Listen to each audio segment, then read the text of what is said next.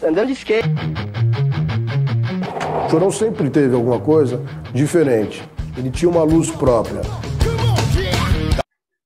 Bom, pessoal do Não Parece Mais Sério, hoje a entrevista tá espetacular. Vocês não têm ideia de que temos aqui hoje. Hoje temos Felipe Novaes, diretor de Chorão Marginal Alado, que, né, eu assisti na mostra e fiquei extremamente surpreso e feliz porque ele venceu na categoria de melhor documentário na Mostra de Cinema de São Paulo. Então é uma honra estar com um diretor vencedor na Mostra de São Paulo, que Não Parece Mais Sério. Obrigado pelo seu tempo, Felipe. E já falando, né, de Chorão. Já cantou minha bola lá no alto. Pô, Bruno, eu te agradeço pelo espaço. Obrigado. E aí, cara, uma coisa que me chamou muita atenção, vendo as duas vezes, né? Como é que você monta um filme desse, sendo que você tem imagens de programas, você pegou participações do Charlie Brown em vários programas, você tem as imagens que o próprio Chorão gravava, né, que ele tinha uma pessoa que ia junto com ele fotografar, filmar. Cara, como é que monta um filme com tanto material bruto assim?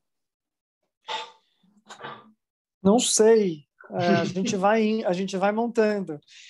Eu acho que... Mas eu entendi tua pergunta. Acho que eu diria que, primeiro, mergulhando muito na história do teu personagem, assim, né, da figura que você tá documentando, eu acho que você começa a fazer... O cinema é um instrumento muito poderoso de imaginação coletiva. Eu acho que é primeiro tentando reconstruir um pouco o que você acha que aquela pessoa sentia, pensava. Então, eu acho que, num primeiro momento, a preocupação ela é menos em compor as imagens todas e mais em mergulhar, em navegar por essa história com uma certa tranquilidade. Assim. Você tem que buscar um pouco qual é o fio condutor que você quer usar para mostrar tudo aquilo. Segundo, acho que criando métodos, e aí eu acho que é por isso que cada filme pertence a um diretor mesmo, que cada diretor cria o seu. Eu acho que a gente foi improvisando métodos, criando outros, e, em último lugar, não ficar tão preso aos métodos que você mesmo criou, porque muita coisa que você coloca no papel não funciona na ilha de edição, muita coisa que você seleciona para colocar não emociona. Então, eu acho que, em última instância, vou te dizer como. Assistindo o filme non-stop, quase todo dia, de vez em quando dando uma respirada, ficando uma semana sem ver, voltando a ver, porque daí você também mudou, você respirou. Acho que você vai assistindo e o feeling de espectador vai te guiando muito, porque eu acho que mesmo quando você não sabe o que tem de errado e o que não está funcionando, nos momentos que não funciona, você sente. E aí você tem que se entregar mesmo um pouco ao projeto e ao filme, deixar ele ser um pouco vivo, sujeito vivo, assim. E as coisas vão se encaminhando. Então eu acho que é de uma intuição mesmo, minha e da equipe, porque a gente, claro, criou métodos. Acho que foi muito trabalhoso mergulhar nessas horas todas de material e de decupar tudo, né? Você tem que fazer esse trabalho, você tem que assistir essas 1.200 horas e saber o que você tem ali na mesa, né, para usar. Depois, você vai começando a pensar cada parte que ajuda a tua história a andar para frente. O que já pressupõe também um monte de desapego, porque você tem que escolher, deixar coisa de fora, aí você sofre e tudo mais. Mas acho que no final, as imagens elas são muito soberanas, sabe, Bruno? Você às vezes olhar um close no artista que você está documentando e ninguém precisa falar nada, é só você olhar aquele close, aquele olhar, e aquilo te bater de alguma forma, sabe? Te pegar lá no fundo. Eu acho que isso que é o legal de ver um filme. Não é exatamente a informação que você vai dar, de qual jeito. Claro que tem essa preocupação também. Mas tudo isso para te dizer que não sei. Você vai indo, você vira parte da história também, você começa a se sentir parte da história. O Chorão tinha aquela mágica do frontman, aquele cara que chega ali na frente, que faz o que quer com o público e tal. O cara era o correria do Charlie Brown. O cara vinha pra cima, diria, na voadora mesmo. Acho que é uma das vozes mais bonitas, além de ser um compositor foda.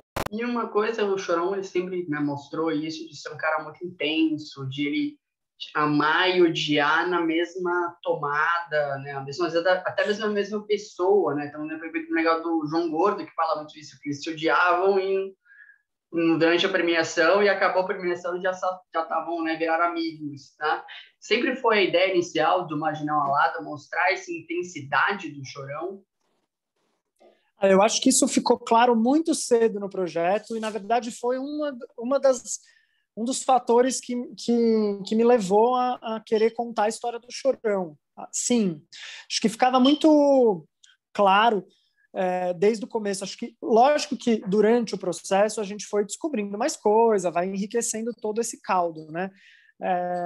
Mas sim, acho que o que me deixava muito instigado era exatamente isso. Eu escutava histórias de gente que falava que o Chorão era muito legal e de gente que falava que o Chorão não era nada legal. Então eu pensava, putz, acho que deve ter um ser humano entre essas duas coisas aí, né? Desses dois extremos. Então, sim, muito, muito rápido ficou claro, e acho que isso é prato cheio para quem está fazendo um filme, assim, é o teu documentado ser uma figura conflituosa, né? Cheio de altos e baixos e tal. E você tem muitas participações, você tem muitas entrevistas, né, durante o processo. Como é que você chegou nessas pessoas e como você escolheu essas pessoas para estar entrevistando, para estar no filme? Acho que cada caso é um caso. A gente, lógico, que num primeiro momento fez uma pesquisa inicial, embrionária. Depois, conversando com as pessoas também, entrevistando as pessoas, você vai chegando em novos nomes, porque, por exemplo, às vezes você faz entrevista com um monte de gente que cita a mesma pessoa com quem você não conversou. Então, fica muito claro que você talvez precise conversar com essa pessoa, né? E a gente fez mais entrevistas do que as que estão no documentário, né? Então, assim, essas entrevistas ajudaram não só na hora de contar a história, mas na hora da gente entender, pesquisar. Eu acho que, de cara, a gente tinha vontade de conversar com os parceiros musicais. A gente queria também conversar com pessoas da indústria musical que viram o Chorão surgir no cenário, que pudessem ajudar a gente a entender também um pouco melhor o porquê do sucesso massivo que o Chorão fez.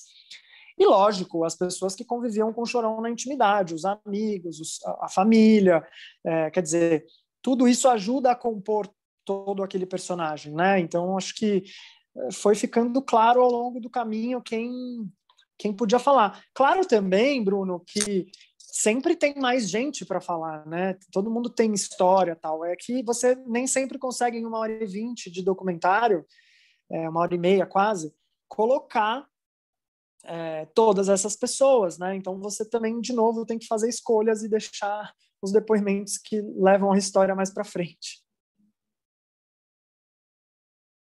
Uma pergunta barra curiosidade. Eu sou louco do direito autoral. Eu sempre fico assim, na hora que eu vou pensar uma trilha, na hora que eu vou pensar uma coisa, de ir lá e ver se é branca mesmo, se realmente não tem nada. E tem muito direito autoral envolvido no Marginal Alado, por causa que vocês mostram programas, vocês mostram, né, ele tocando, tem as trilhas, né, o Charlie Brown toca o tempo todo. Como é que foi o desafio de lidar com tanto direito autoral durante 1h30 de filme? Eu acho que eu tenho o privilégio de trabalhar com produtores executivos extremamente talentosos. De fato, é um trabalho de produção executiva muito minucioso e você precisa tomar muito cuidado e mapear todos esses direitos para poder fazer o filme acontecer. Eu te confesso que, por ter 2 produtores executivos muito competentes, eu tive muito espaço para dirigir. Lógico que acompanhei todas as questões e tal, mas a gente mergulhou muito nessa história na ilha de edição e eu pude ter esse respaldo do Zavala, né, o Hugo Prata, o Fábio Zavala e o Hugo Prata são os produtores do filme, que encabeçaram essas negociações todas, né? Então, é trabalhoso, mas acho que faz parte do processo também de você ir fazendo isso. Eu te diria que, como diretor, num primeiro momento, você nem pensa nisso. Você mira no ideal. O que você quer usar? E aí você vai usando. E à medida que vai dando certo, você vai deixando. E o que, porventura, não dá certo, você acaba trocando, substituindo. Como o Chorão tinha muita imagem, para te falar a verdade, Bruno, eu não me lembro de ter tido problema com nenhuma emissora. Às vezes demora porque os acervos das emissoras são muito grandes, você precisa entrar lá num processo de descobrir, às vezes não tem data do programa, você precisa ajudar a emissora a encontrar aquelas imagens. E aí, lógico, você entra numa negociação de preço, de tudo mais. Mas eu não me lembro, eu acho que a gente não teve que tirar nada do filme por causa disso, não. Acho que deu tudo muito certo. Inclusive em relação às músicas também, que o Chorão tem muitas músicas, né? Acho que o trabalho foi mais trabalhoso escolher as que entravam do que, de fato, negociar.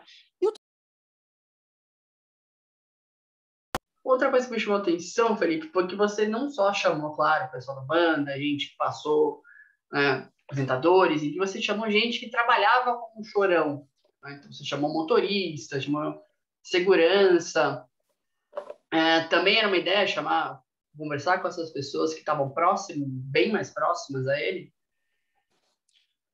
Eu acho que quando a gente começou a pesquisar e conversar com as pessoas centrais da vida do Chorão, ficou muito clara essa proximidade que a equipe dele exercia, né, na vida do Chorão. O Chorão era um meninão difícil de domar, de controlar, tal. Então ele tinha mesmo esse apoio 24 horas por dia dessa equipe a quem ele recorria e que, além de tudo, eram amigos dele, né? Eram pessoas muito próximas, que estavam na estrada com ele o tempo todo. Então, eu acho que muito, muito cedo ficou claro que era importante conversar com essas pessoas, principalmente porque foram pessoas que tiveram um papel fundamental nos momentos finais da vida do Chorão, né? Acompanharam muito de perto toda essa dificuldade que ele teve com as drogas, com o sucesso, com o cansaço. Acho que eles nos ajudaram muito, contribuíram muito com esse olhar para que os fãs pudessem entender com mais carinho e mais compreensão esse ídolo, né? Eu acho que sim, foram cruciais. Assistam, põe o volume lá no alto, atrapalha o vizinho um pouco. Atrapalha o vizinho, ó a indicação do diretor. Tô brincando, eu falei mesmo. Bem Chorão style. Não vou falar nada porque eu vou fazer o mesmo. Quer dizer, eu já Boa. fiz o mesmo. Bom, Felipe, obrigado, parabéns por Chorão Marginal Alado, filme incrível. E realmente o que eu destaco no filme é justamente isso, né? De você não foi uma homenagem, o Chorão, claro, também é uma homenagem, mas ao mesmo tempo você, né, trouxe essa oscilação que eu acho que era uma marca do Chorão e precisava ter, era quando eu fui ver na mostra, era uma coisa que eu queria ver, né? Porque eu falei, não dá, você não consegue fazer um filme do Chorão falando que ele era um cara legal, gente boa, ou fazer um filme falar que ele era uma pessoa que ninguém gostava. Você tinha que ter essa polarização, então foi, para mim, o mais legal de ver esse filme. Então, parabéns. E você, que me acompanha toda a entrevista, estou deixando tudo aqui embaixo, inclusive a crítica do Chorão Marginal Alado, bonitinho, onde você encontrar. E também vou deixar as plataformas de distribuição, né, de aluguel, para você ali procurar, escolher a sua favorita, ou até mesmo você quer dar aquela comparada de preço, também vou deixar aqui, você compara e vê onde para você é mais legal, tá? Obrigado, Felipe, parabéns. Bruno, obrigado pela divulgação, pela entrevista, pelo espaço, valeu. Chorão Marginal Alado, dia 8. Dia 8, né, nos cinemas onde for possível e nas plataformas digitais, se você acompanha a entrevista, obrigado. Até mais. Obrigado, Felipe. Valeu. Não deixa o Márcio bulir!